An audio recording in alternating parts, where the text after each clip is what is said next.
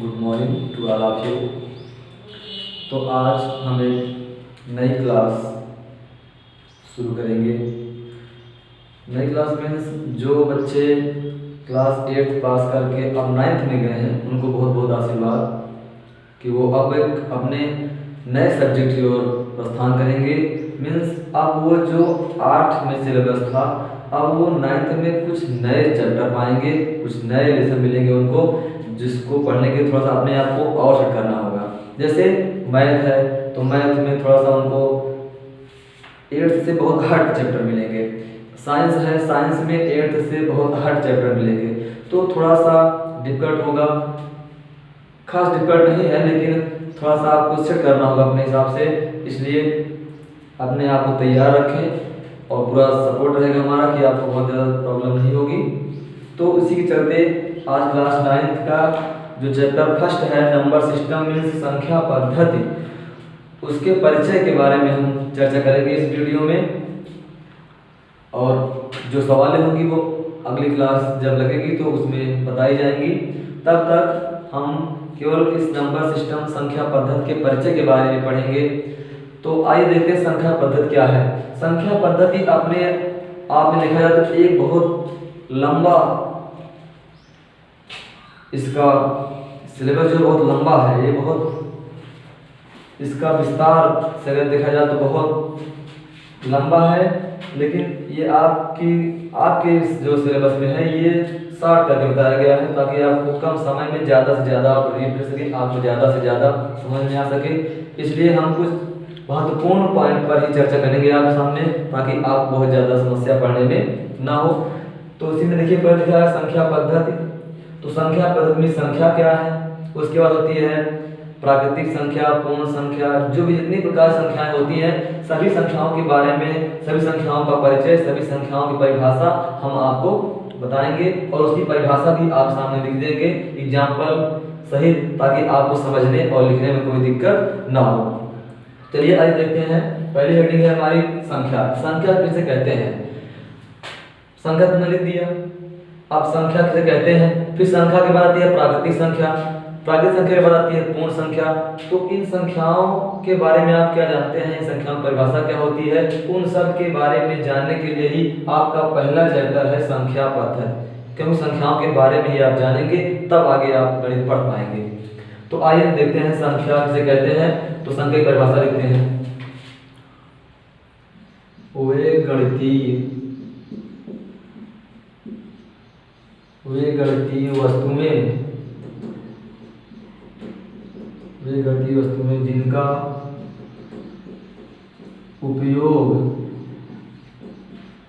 जिनका उपयोग हम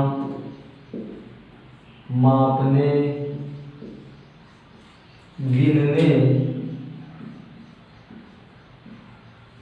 या नामकरण के लिए करते हैं। वे गणितीय वस्तुएं जिनका उपयोग हम मापने, गिनने या नामकरण के लिए करते हैं संख्याएं कहलाती हैं। क्या कहलाती हैं, संख्याएं कहलाती हैं। संख्याएं कहलाती हैं, ये है संख्या की परिभाषा। अब जो संख्याओं का परिचय है मीन्स अब इनके अंतर्गत क्या क्या आता है, कौन कौन संख्या आती है, संख्याएं कैसे हैं, तो अब वो आपको बताया जाएगा प्राकृतिक संख्या में।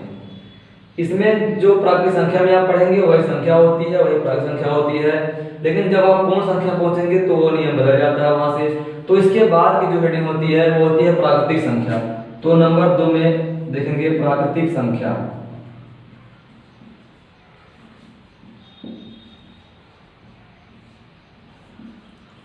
अब देखिए, तो जो प्राकृतिक संख्या में आप पढ़ते हैं, प्राकृतिक संख्या में 1 से लेकर सभी संख्याएं जो होती हैं वो सभी संख्याएं प्राकृतिक संख्याएं कहलाती हैं। लेकिन उसकी परिभाषा क्या होती है, आप उसकी परिभाषा किस प्रकार लिखेंगे।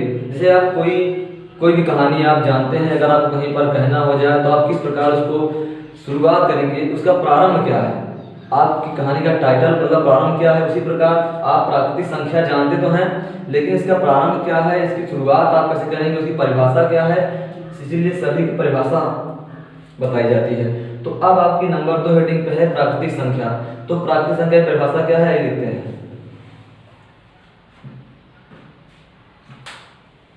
तो ये प्राकृतिक संख्या की परिभाषा आपके सामने लिखी गई है। आइए देखते हैं क्या है।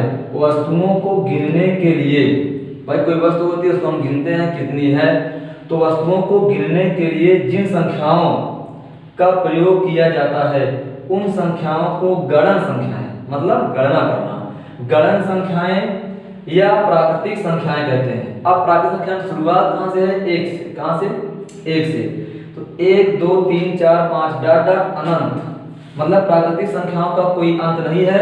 आप जितना लिखेंगे, कोई भी प्राकृतिक संख्या सबसे बड़ी नहीं होती है। जो प्राकृतिक संख्या आप लिखेंगे वो सबसे बड़ी प्राकृतिक संख्या नहीं होती है, उससे बड़ी भी संख्या होती चली जाती हैं। तो प्राकृतिक संख्याओं में दो चीजें आती हैं। एक तो होता है कि सबसे छोटी प्राकृतिक संख्या कौन सी है, तो सबसे छोटी प्राकृतिक संख्या 1 होती है, और सबसे बड़ी प्राकृतिक संख्या ज्ञात नहीं रहती है। इसके दो रूप हैं, प्राकृतिक संख्या के दो रूप। इसको दो हेडिंग हम बोल सकते हैं।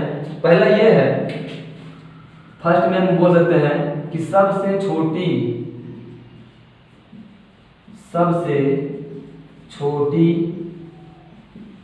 प्राकृतिक संख्या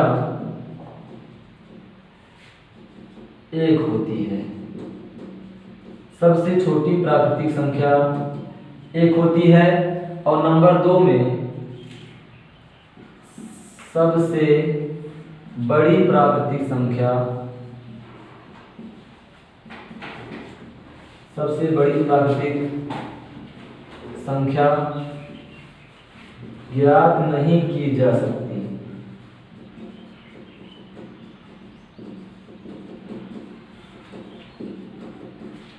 मीन्स सबसे छोटी प्राकृतिक संख्या 1 होती है, लेकिन सबसे बड़ी प्राकृतिक संख्या ज्ञात नहीं रहती है। मतलब कि सबसे बड़ी प्राकृतिक संख्या नहीं होती है, लेकिन सबसे छोटी प्राकृतिक संख्या 1 होती है। तो ये थे आपके सामने प्राकृतिक संख्या के उदाहरण परिभाषा सहित। तो अब इसके बाद आती है आपकी पूर्ण संख्या। तो अब चलेंगे पूर्ण संख्या पे। तो अब आपके सामने है पूर्ण संख्या। पूर्ण संख्या देखिए क्या है, प्राकृतिक संख्या। आपने प्राकृतिक संख्या में देखा था कि संख्याओं का शुरुआत 1 से होता है। तो अब है पूर्ण संख्या। तो पूर्ण संख्या की परिभाषा क्या होती है, प्राकृतिक संख्याओं में शून्य को सम्मिलित करने पर जो संख्या प्राप्त होती है उसे पूर्ण संख्या कहते हैं। अब अगर सम्मिलित कैसे होती है, सम्मिलित में होता है जैसे देखिए, जैसे आपने प्राकृतिक संख्या लिखा था 1 2 3 4 5 8 डाट अनंत तक, उसी प्रकार आप शून्य को शामिल करने चल रहे हैं तो शून्य आगे होगा, 0 1 2 3 4 5 6 डाट डाट अनंत तक। मीन्स कि पूर्ण संख्याएं, शून्य सहित सभी संख्याएं जो होंगी वो पूर्ण संख्याएं कहलाती हैं।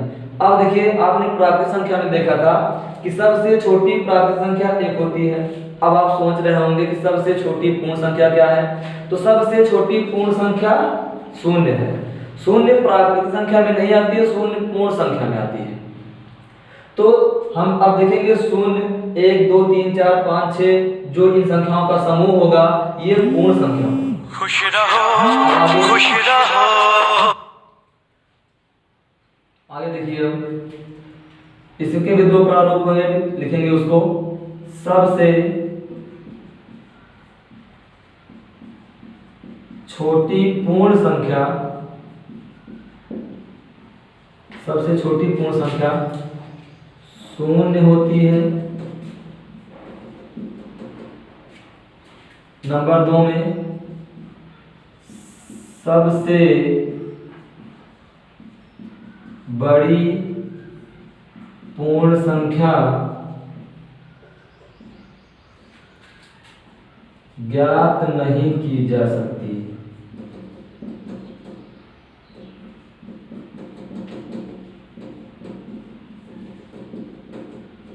मीन्स अब जब पूर्ण संख्याएं आप लिखेंगे, मान लीजिए हमने 0 1 2 3 4 5 6 लिखा है, इसके बाद 7 8 9 10 11 12 कुछ भी लिखते सकते हैं, मतलब कुछ भी हो सकता है।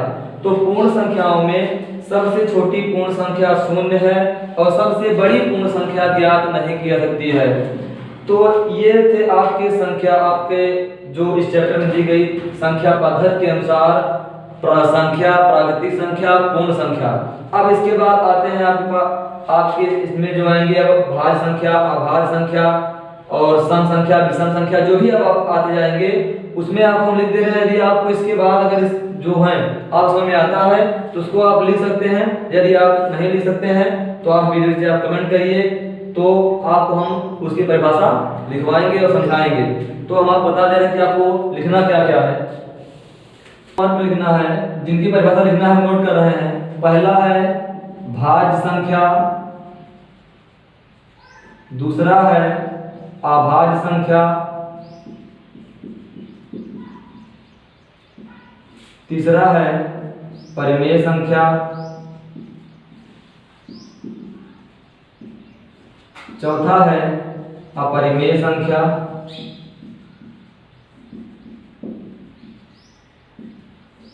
ये 4 आपको लिखने हैं।